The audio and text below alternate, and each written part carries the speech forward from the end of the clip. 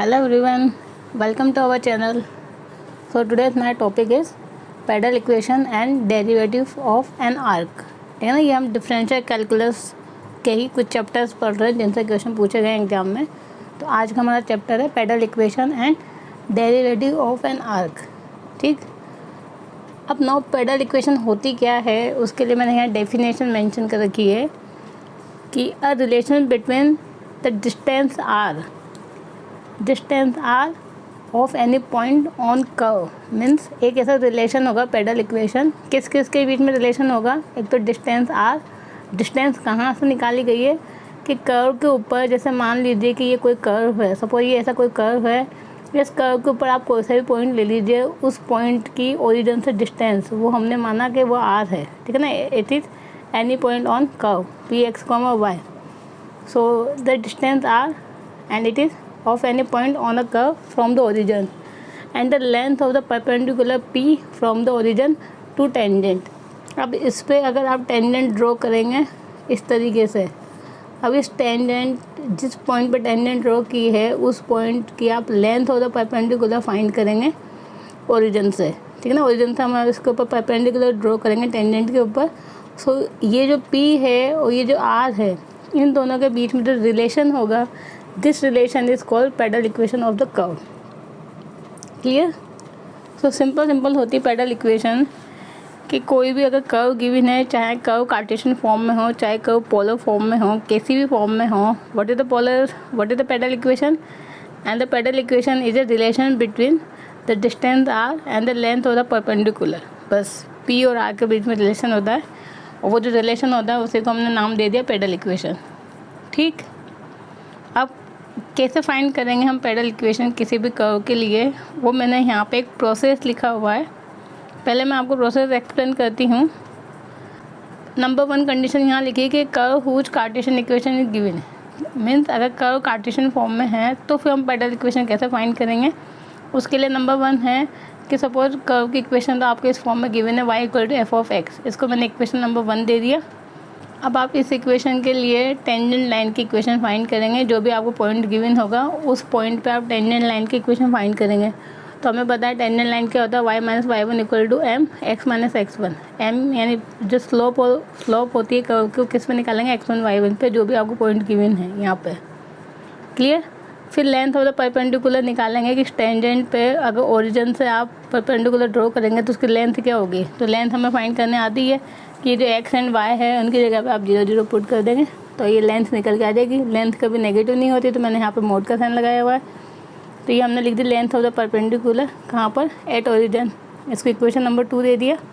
And are square, अगर कोई भी पॉइंट है यहाँ पे x, y, तो उसके ओरिजिन से डिस्टेंस कितनी होगी, ऑब्वियसली यही होगी x square plus y square. ये इक्वेशन नंबर 3 आ जाएगी। तो जो 1, 2 एंड 3 है मैंने यहाँ पे लिखा कि now eliminating x and y between 1, 2 and 3 we get the required pedal equation of the curve. जब हम इन 1, 2 एंड 3 में से x एंड y को एलिमिनेट कर देंगे तो फिर जो हमें आंसर मिलेगा वो मिलेगा हमें पेडल इक्वेशन। अब ये तो मैंने यहाँ पे आपको प्रोसेस एक्सप्लेन कर दिया कि how can we find the pedal equation of the curve. ठीक है ना, पेडल इक्वेशन में हिंदी में बोलते हैं पदिक समीकरण। अगर किसी को हिंदी में पता करना है कि what is the pedal equation तो इसका मीनिंग होता है इट इज़ द पदिक इक्वेशन, है पदिक समीकरण। अब ये अगर प्रोसेस आप पूरा एग्जाम में करेंगे तो वो पॉसिबल नहीं है आप लोगों के लिए। एटलीस्ट 5 से 6 मिनट लग सकते हैं इस क्वेश्चन को सॉल्व करने के लिए। तो ये तो बस मैंने आपको यहाँ पे एक्सप्लेन किया है कि कैसे फाइंड करते हैं। तो मैं यहाँ पे अब नेक्स्ट पेज पे डायरेक्ट पेडल इक्वेशन लिखूँगी कि यदि कर्व ये गिवन है तो पेडल इक्वेशन ये होगी, क्योंकि कुछ स्टैंडर्ड कर्व्स है जिन्हीं की पेडल इक्वेशन आपसे पूछी जाती हैं। जितनी भी पॉसिबल कर्व्स होंगे उन सबके लिए मैं यहाँ पे एक चार्ट बना दूँगी जिसको आप याद रखना अच्छे से। वहाँ एग्ज़ाम में आपको उनको डेराइव करने की ज़रूरत नहीं है, आप उनको 2-3 बार जब लर्न करोगे तो आपको ईजिली याद हो जाएंगे सारी पेडल इक्वेशन, क्योंकि हम इतना लंबा प्रोसेस वहाँ पे हम नहीं कर सकते एग्ज़ाम में। बस ये मैंने आपको एक्सप्लेन किया है इसलिए क्योंकि आपको पता होना चाहिए कि what is the meaning of pedal equation and how can we find the pedal equation. ठीक, और अगर फिर भी अगर किसी को आपको उनके डेरिवेशन चाहिए तो PDF प्रोवाइड करवाऊँगी टेलीग्राम पर। तो साथ में कुछ जो कर्व्स होंगे उनके में जो सॉल्यूशंस होंगे पेडल इक्वेशन के वो भी प्रोवाइड करवा दूँगी। तो आप अगर देखना चाहें तो सॉल्यूशन में देख सकते हैं। बाकी मेरा सजेशन ये है कि आप उनको डायरेक्ट याद रखना जो मैं लिस्ट प्रोवाइड करवाऊँगी, ठीक है। तो अब मैं नेक्स्ट पेज पे उनकी एक लिस्ट बना देती हूँ और कौन सा कर्व की पेडल इक्वेशन कौन सी होगी वो आप याद रखना। तो यहाँ हम क्या 1 बाय 1 देखते हैं पेडल इक्वेशंस कि क्या क्या होती हैं। जैसे नंबर 1 में लिखा पैराबोला। अब पैराबोला का ये गिवन है y² = 4ax + a, तो पेडल इक्वेशन होगी p² = ar। फिर अगर नंबर 2 है ellipse x² / a² + y² / b² = 1, तो फिर इसकी पेडल इक्वेशन होगी ये 1/p² = 1/a² + 1/b² -r² / a²b²। तो अगर इन दोनों के बीच में प्लस का साइन है तो यहाँ पर भी इन दोनों के बीच में प्लस आएगा। और ऐसी इक्वेशन मैंने यहाँ लिखी है एक हाइपरबोला की। हाइपरबोला में क्या होता है, बस प्लस की जगह पे क्या आ जाता है माइनस। तो इक्वेशन भी यही होगी, बस चेंज क्या होगा कि यहाँ इन दोनों के बीच में प्लस था तो यहाँ माइनस आ जाएगा, यहाँ माइनस है तो यहाँ क्या हो जाएगा प्लस।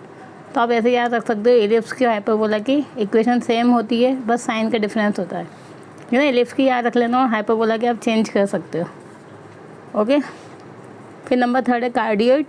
अब कार्डियोइड 2 टाइप से होते हैं, r = a 1 + cos थीटा या r = a 1 - cos थीटा। दोनों में से कोई सी भी इक्वेशन गिवन हो, पेडल इक्वेशन हमेशा यही होगी p² = r³ / 2a।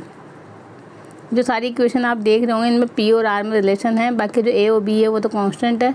x and y नहीं आने चाहिए, बस इसमें केवल p और r और जो भी कांस्टेंट इन्वॉल्व है वो आने चाहिए। फिर नंबर 4 में है एलिप्स। अब ये भी एलिप्स था, ये तो था कार्टेशियन फॉर्म में, ये होता है यहाँ पे हमारा पोलर फॉर्म में। तो अगर एलिप्स की इक्वेशन आपको इस फॉर्म में गिवन है या फिर डायरेक्ट लिखा हुआ है कि find the pedal equation of this curve, ठीक है ना, एलिप्स नहीं भी मेंशन है, बस कर्व की इक्वेशन ये होगी। ये यहाँ पे लिखा हुआ है small l l/r = 1 + e cos theta and here e is less than 1। सो इस टाइप की इक्वेशन गिवन है तो इसकी यहाँ पे पेडल इक्वेशन होगी 1/p²। यहाँ पर भी यही थी 1/p² एलिप्स के लिए। फिर it is equal to 1/l², फिर ब्रैकेट में आएगा 2l/r -1 + e²। तो अगर 1-2 बार लर्न करेंगे आप इनको तो इजीली याद हो जाएंगे, कोई प्रॉब्लम नहीं है।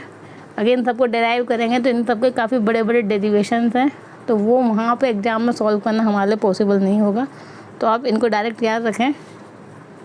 फिर नंबर 5 में मैं लिखा हुआ सर्कल। सर्कल की भी ये इक्वेशन आपको गिवन होगी x² + y² = 2ax। तो इसकी पेडल इक्वेशन हो जाएगी r² = 2ap। मतलब एस्ट्रॉइड गिवन है x⁻² + y⁻² = a⁻²। ये तो मैंने इसकी कार्टेशियन फॉर्म लिखी है। अगर एक फॉर्म इसकी होती है, एक इसकी पैरामीट्रिक फॉर्म भी होती है जो मैं यहाँ नीचे मेंशन कर देती हूँ कि अगर x = आपको गिवन है a cos³ and y = a sin³ और बोला जाएगा कि इस कर्व की आप पेडल इक्वेशन फाइंड करें, तो ये जो है वो इसी कर्व की पैरामीट्रिक इक्वेशन है, तो दोनों की सेम ही होगी। ये भी एक यहाँ पे एस्ट्रॉइड की इक्वेशन ही है किसमें पैरामीट्रिक फॉर्म में, और ये भी यहाँ पे एस्ट्रॉइड की इक्वेशन है कार्टेशियन फॉर्म में। तो क्या इक्वेशन है r² + 3p² = a²। हाइपरबोला की मैंने बताई दी आपको। अब रेक्टेंगल हाइपरबोला गिवन है, दैट में इस फॉर्म में x² - y² = a²। तो फिर पेडल इक्वेशन बन जाएगी PR = a²। और लेमनिस्केट, अब यहाँ से मैं 9th के पास से जो भी अभी कर्व बताऊँगा सब पोलर फॉर्म में लिखे होंगे, और इन्हीं पोलर कर्व में से आपके 2019 में क्वेश्चन पूछा गया था पेडल इक्वेशन का। तो क्या क्वेश्चन था वो भी अभी मैं नेक्स्ट पेज पे बताऊँगी। बट यहाँ से हम देखते हैं कि लेमनिस्केट अगर है, लेमनिस्केट इस फॉर्म का होता है r² = a² cos 2 थीटा, ठीक है ना। ये इसका जब डायग्राम देखते हैं तो इसमें क्या 2 लूप बनती है इस तरीके से, ये होता है लेमनिस्केट की शेप। तो इसकी हमसे बोली जाएगी पेडल इक्वेशन फाइंड करें, then it is equal to r³ = a²p। तो ये तो हो गए यहाँ पे 9 कर्व्स। अब मैं नेक्स्ट पेज पे कुछ और कर्व्स बचे हुए हैं जो कि पोलर फॉर्म में हैं, उनको भी बता देती हूँ। अब नेक्स्ट नंबर 10 है, ये भी पोलर फॉर्म में कर्व है r² cos 2 थीटा = a², ठीक है ना। तो इस टाइप का कर्व गिवन होगा तो इसकी पेडल इक्वेशन याद रखना PR = a²। फिर नंबर 11, इसमें 2 टाइप के कर्व है, दोनों सेम ही हैं, बस यहाँ पे cos n थीटा है, यहाँ पे sin n थीटा है। r⁻n = a⁻n cos n theta या फिर r⁻n = a⁻n sin n theta. दोनों में से कोई सा भी कर्व दे दे, हमेशा इसकी जो पेडल इक्वेशन होगी वो यही होगी पी ए की power n equal to r की पावर एन प्लस 1, ठीक है ना। और ये जो मैंने कर्व लिखा है इसी पे बेस क्वेश्चन आया था आपके 2019 में, जो जनवरी में पेपर हुआ था। कहता pedal equation of the curve r की power n equal to a की power n sine n theta. अब ये साइन एन थीटा मैंने ऊपर लिखा हुआ है, इसकी पेडल इक्वेशन क्या है ये, तो पी ए की power n equal to r की पावर एन प्लस 1। ये कहाँ पे लिखा हुआ है, सी ऑप्शन में, तो सी हमारा क्या होगा, करेक्ट आंसर, ठीक है ना। तो इस तरीके से आपको ये याद रखनी होंगी इक्वेशंस। अब ये लास्ट मैंने यहाँ पे नंबर 12 लिखा हुआ है, एक कर्व होगा जो इस फॉर्म में गिवन है r equal to a theta, ठीक है ना। तो फिर इसकी पेडल इक्वेशन होगी ये p square equal to r की power 4 upon r square plus a square. ये जो मैंने यहाँ पे 12 कर्व या जो 12 कर्व्स आपको डिनोट कर रहे हैं, इनसे बाहर आपके कोई इक्वेशन नहीं पूछी जाएंगी, इनके अंदर ही पूछी जाएगी अगर कोई आपको क्वेश्चन आता है इस बार 2021 के पेपर में, ठीक है ना। तो इनको अच्छे से लर्न कर लेना। अगर कोई क्वेश्चन आता है पेडल इक्वेशन तो इन्हीं 12 कर्व में से पूछा जाएगा, इनसे बाहर कोई कर्व नहीं पूछा जाएगा। मैंने सारी यहाँ पे जितनी भी पॉसिबल पेडल इक्वेशन थी वो सब मैंने यहाँ पे मेंशन कर दी, ठीक है। और एक क्वेश्चन इस पे ये आया हुआ था, ये मैंने यहाँ पे बता दिया। अब हमारा जो दूसरा टॉपिक है डेरिवेटिव ऑफ एन आर्क, वो भी हम देख लेते हैं क्या क्वेश्चन है इसमें। तो डेरिवेटिव ऑफ एन आर्क का मीनिंग है कि कोई भी जो कर्व होगा, जैसे कि सपोज ये कर्व है एक्स वाई प्लेन में, इसका हमें एक आर्क लेना होगा। तो सपोज मैंने आर्क लिया इस कर्व का, ये वाला छोटा सा आर्क, तो इसकी जो लेंथ होगी वो तो मैंने यहाँ पे डिनोट किया स्मॉल एस से। This S is the length of the arc, और इस आर्क का हमें क्या निकालना है, डेरिवेटिव निकालना है। तो वो बन जाएगा d s by d x या d s by d y. तो इसे बोलते हैं डेरिवेटिव ऑफ एन आर्क, इसे बोलते हैं derivative of length of arc. तो एस तो क्या है, लेंथ ऑफ द आर्क, जो मैंने यहाँ डिनोट किया, ये आर्क की लेंथ होगी, और उसका जब डिफ्रेंशिएट करेंगे तो वो बन जाएगा derivative of length of an arc, ठीक है। तो डायरेक्ट क्वेश्चन पूछते हैं आपसे हमेशा एग्जाम में, कोई भी कर्व गिवन होगा और उसको बोला जाएगा कि उसका डेरिवेटिव और लेंथ ऑफ आर्क फाइंड करें, या फिर सिंपल फॉर्मूला लिख देंगे कि इसका d s by d x या d s by d y find करें। और भी आगे मैं फॉर्मूला लिखवाऊंगी तो डायरेक्ट फॉर्मूले पूछते हैं, उसके लिए हमें पता होना चाहिए कि ये किसके इक्वल है। तो यहाँ पे नंबर 1 सिचुएशन मैंने मेंशन की कि if curve is given in Cartesian form, ठीक है ना। अगर कार्टेशियन फॉर्म में कर्व गिवन है, सो 2 टाइप के कार्टेशियन फॉर्म हो सकते हैं, या तो y फंक्शन ऑफ x होगा या फिर x फंक्शन ऑफ y होगा, ठीक है ना। इन दोनों में से कोई सा भी कर्व आपको दे दे। तो अगर इस फॉर्म में कर्व है, then the derivative of a length of an arc is given as, तो d s by d x x के इक्वल होगा plus minus root 1 plus d y by d x का होल स्क्वायर। तो कुछ नहीं, आपको इसको यहाँ पर डेरिवेटिव निकालना है, उसका होल स्क्वायर करके उसका स्क्वायर रूट लेना है, तो मिल जाएगा derivative of length of an arc. अब केवल आपसे लेंथ ऑफ आर्क पूछे कि आर्क की लेंथ बताइए, तो आपको क्या करना होगा, उसको इंटीग्रेट करना होगा विद रिस्पेक्ट टू एक्स, तो लेंथ ऑफ द आर्क मिल जाएगी आपको, ठीक है ना। तो मेन फॉर्मूला तो यही है हमारे पास। फिर नंबर 2 है कि यदि इस फॉर्म में गिवन है curve x equal to function of y, तो फिर क्या होगा, derivative of length of an arc, ये होगा यहाँ पर d s by d y plus minus इस x को y के रेस्पेक्ट में डिफ्रेंशिएट करेंगे तो d x by d y का होल स्क्वायर एंड रूट ले लेंगे यहाँ पे। और अगेन आपको अगर केवल लेंथ पूछें, डेरिवेटिव नहीं पूछ के आपको केवल लेंथ पूछे, लेंथ ऑफ एन आर्क, तो यहाँ पे ये जो भी निकलेगा उसको आपको इंटीग्रेट करना होगा विद रिस्पेक्ट टू y, तो आपको लेंथ ऑफ द आर्क मिल जाएगा। क्लियर। तो ये थे हमारे यहाँ पे फॉर्मूला। अब हम कुछ और फॉर्मूला देख लेते हैं, अगर पैरामेट्रिक फॉर्म में गिवन है या कार्टेशियन फॉर्म में गिवन है। अब नेक्स्ट नंबर 2 है हमारी पोलर फॉर्म, मीन्स अगर कर्व जो है वो हमारा पोलर फॉर्म में गिवन हो, तो यहाँ पे भी 2 पोलर फॉर्म पॉसिबल है। यदि या तो आर जो होगा वो थीटा का फंक्शन होगा, या फिर जो थीटा होगा वो आर का फंक्शन होगा। Both are the polar form of the curve. Then the derivative of the length of an arc, यानी d s by d theta निकालना है। अगर ये थीटा का फंक्शन है तो हम d s by d theta निकालेंगे, और अगर ये आर का फंक्शन है तो d s by d r निकालेंगे। तो लैंग्वेज में पूछेंगे कि find the derivative of length of an arc, या फिर आपको डायरेक्ट बोल दिया जाएगा कि अगर आर फंक्शन ऑफ थीटा है then find d s by d theta, ठीक है ना। तो उस केस में भी आपको फॉर्मूले याद होने चाहिए, तो आप इनको इजीली फाइंड कर सकते हैं। तो इस वाले केस में तो d s by d theta equal to होगा रूट आर स्क्वायर, यहाँ पे जो भी गिवन है उसको स्क्वायर कर देंगे प्लस, और फिर इसको डिफ्रेंशिएट करेंगे D r by d theta, और उसका क्या कर देंगे होल स्क्वायर, ठीक है ना। तो ये यहाँ पे फॉर्मूला बन गया। And if curve is given by theta equal to function of r, then d s by d r equal to root 1 plus r, इसको करेंगे d theta by d r, उसको जो डेरिवेटिव होगा उसको आर से multiply करके whole square कर देंगे और 1 ऐड करके स्क्वायर रूट ले लेंगे तो आपको मिल जाएगा the derivative of length of an arc D s by d are. ये तो हो गया हमारा polar form. And if curve is given in parametric form, तो पैरामेट्रिक फॉर्म का मीनिंग है एक्स भी टी का फंक्शन होगा, वाई भी टी का फंक्शन होगा। तो इस फॉर्म में अगर कर्व है, टी की जगह पे थीटा भी हो सकता है कि x is a function of theta and y is also another function of theta. तो इस केस में भी इसे बोलेंगे पैरामेट्रिक कर्व, ठीक है ना। तो फिर लेंथ ऑफ द आर्क क्या होगी, derivative of length of arc. तो अगर यहाँ पे पैरामीटर टी है तो हम निकालेंगे D s by d T, अगर यहाँ पे पैरामीटर थीटा है तो हम निकालेंगे D s by d theta. और फॉर्मूला क्या है कि जो एक्स है इसको डिफ्रेंशिएट करेंगे टी के रेस्पेक्ट में, उसको होल स्क्वायर, प्लस यहाँ जो वाई है इसको डिफ्रेंशिएट करेंगे टी के रेस्पेक्ट में और उसको होल स्क्वायर और उसका स्क्वायर रूट ले लेंगे आप, तो आपको मिल जाएगा derivative of length of an arc. ठीक, तो ये तो यहाँ पे हो गए फॉर्मूलास। अगर फॉर्मूलास याद होंगे तो फिर क्वेश्चन आपको सॉल्व करने में ज़्यादा टाइम नहीं लगेगा, 10 से 15 सेकंड के बीच में आप उसको सॉल्व कर सकते हो। जैसे कि क्वेश्चन किस टाइप से पूछे जाएंगे वो मैंने मेंशन कर रखा है। जैसे कि नंबर 1 है कि यदि ये यहाँ पे गिवन है कर्व किस फॉर्म में, कार्टेशियन फॉर्म में, और कार्टेशियन में भी पहला कर्व है y equal to function of x, then the derivative of length of an arc. या फिर आपको बोला जा सकता है then find d s by d x.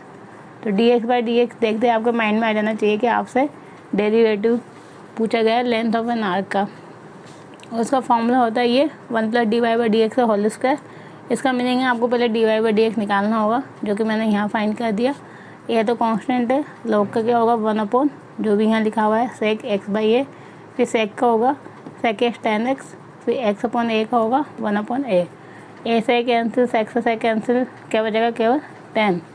अब फॉर्मूला में पुट कर देंगे 1 प्लस टेन स्क्वायर थीटा क्या होता है सेक स्क्वायर थीटा, रूट लगा हुआ है तो क्या जाएगा sec x by a. Plus minus दोनों लिखते हैं कि हो सकता है ऑप्शन में आपको दोनों साइन गिवन हो, तो अगर दोनों साइन गिवन है तो वो आंसर होगा, otherwise sec x by a answer होगा। ठीक, तो कुछ और क्वेश्चन कर लेते हैं नेक्स्ट पेज पे, जिसमें आपका ये टॉपिक भी कंप्लीट है। केवल मेन फॉर्मूला से अगर फॉर्मूले से याद होंगे तो आप किसी भी क्वेश्चन को सॉल्व कर सकते हैं। बाकी मैं इनकी क्वेश्चन की जो PDF है वो टेलीग्राम चैनल पे प्रोवाइड करवा दूँगी, तो आप इजीली उनको देख के वहाँ पे सॉल्व कर देना, और कोशिश ये करूँगी कि सॉल्यूशन भी प्रोवाइड करवा दूँ, ठीक है ना। अब नेक्स्ट क्वेश्चन नंबर 2 है। इसमें मैंने यहाँ पे इसकी पैरामेट्रिक फॉर्म गिवन है कि एक्स भी टी का फंक्शन है जो कि गिवन है ए 1 माइनस कोस टी, और वाई भी टी का फंक्शन है जो कि दे रखा है A T plus sign T, और हमें फाइंड करना है D s by d T. तो ऐसे लिख देंगे, या फिर बोला जाएगा find the derivative of the length of the arc. तो उसका मीनिंग यही कि हमें D s by d t find करना है। अब D s by d T का यहाँ पर फॉर्मूला था, ये वाला फॉर्मूला था, उसके लिए हमें d x by d t और d y by d t find करना पड़ेगा। तो इसको टी के रेस्पेक्ट में करेंगे तो ये क्या बनेगा ए साइन टी, इसको टी के रेस्पेक्ट में करेंगे तो क्या बनेगा ए 1 प्लस कोस टी। अब D s by d T का फॉर्मूला ये है, इसमें आप पुट कर देंगे, इसका होल स्क्वायर कर देंगे, इसका होल स्क्वायर कर देंगे, ए तो यहाँ से आ गया कॉमन, इसका होल स्क्वायर ओपन कर देंगे तो a square plus b square plus 2ab, तो कोस स्क्वायर टीटा, तो cos square t plus sine square t क्या होता है 1, 1 प्लस 1 2, तो यहाँ से 2 कॉमन लेंगे तो रूट 2 बाहर, तो 1 प्लस कोस 2t बचेगा। अब इसका हाफ एंगल का फॉर्मूला लगा देंगे कोस टी का, तो क्या बनेगा, अगर 1 कैंसिल करना है तो 2 कोस स्क्वायर टी माइनस 1, तो इसका रूट लेंगे तो रूट 2 कोस टी बाई 2, इसको पूरे को सॉल्व करेंगे तो क्या बनेगा 2a कोस टी बाई 2। तो यही हमारे पास इसके D s by d T की वैल्यू होगी 2a कोस टी बाई 2। ठीक, अब ऐसा यदि आपको एक पोलर फॉर्म गिवन है, ठीक है ना, calculate d s by d theta for the curve r equal to a e की पावर थीटा कोट अल्फा। अगर ये फॉर्म आपको गिवन है और आपसे बोला जाएगा d s by d theta निकालना है, या फिर लैंग्वेज में लिख देंगे कि if curve is this then find the length of the derivative of the length of the arc. तो फिर भी उसका मीनिंग भी यही है कि आपको D s by d theta निकालना है। वहाँ पे हमारे अंडरस्टूड होगा कि हमें अगर आर थीटा का फंक्शन गिवन है तो आपको D s by d theta निकालना होगा, यदि लैंग्वेज में लिखा है तो, ठीक है ना। तो मैक्सिमम चांस यही है कि इस फॉर्म में आपसे पूछा जाएगा हमेशा, ऐसा आपको गिवन होगा। अब इसके लिए फार्मूला होता है r square plus d r by d theta का होल स्क्वायर एंड इसका स्क्वायर रूट। इसके लिए हमें d r by d theta निकालना होगा, तो जब थीटा के रेस्पेक्ट में करेंगे तो कोट अल्फा क्या है कांस्टेंट, तो वो तो आ जाएगा बाहर। अब फॉर्मूले में पुट कर देंगे आर स्क्वायर मीन्स इस पूरे का होल स्क्वायर कर दिया, और D r by d theta का होल स्क्वायर मीन्स यहाँ पे जो डेरिवेटिव निकला उसका होल स्क्वायर कर दो। अब इस पूरे में से ए ई की power theta cot alpha common आ रहा है, तो कॉमन लेके बाहर निकाल देंगे। अंदर क्या बचेगा 1 plus cot square alpha. 1 plus cot square alpha क्या होता है cosec square alpha, cosec root है तो ये क्या बनेगा कोसेक अल्फा। तो आंसर मिल जाएगा ए कोसेक अल्फा ई की पावर थीटा कोट अल्फा। यही हमारा फाइनल आंसर होगा। इस तरीके से हमें यहाँ पे डेरिवेटिव निकालने होंगे लेंथ ऑफ एन आर्क के। तो मैंने तीनों पे बेस एक क्वेश्चन करवा दिया। बाकी फॉर्मूले याद है तो आप कोई से भी कर्व का निकाल सकते हो, कोई इशू नहीं है, बस फॉर्मूले से याद होने चाहिए यहाँ पे, ठीक है ना। तो मैं आपको इनके क्वेश्चन प्रोवाइड करवा दूँगी टेलीग्राम पे, तो आप इजीली सॉल्व करके देखना, और साथ में सॉल्यूशन या फिर आंसर की जो भी पॉसिबल होगा वो मैं आपको प्रोवाइड करवा दूँगी, ठीक। So I hope guys you like this video, and if you like then please like, share and subscribe our channel, and thank you for watching my videos guys. Thank you.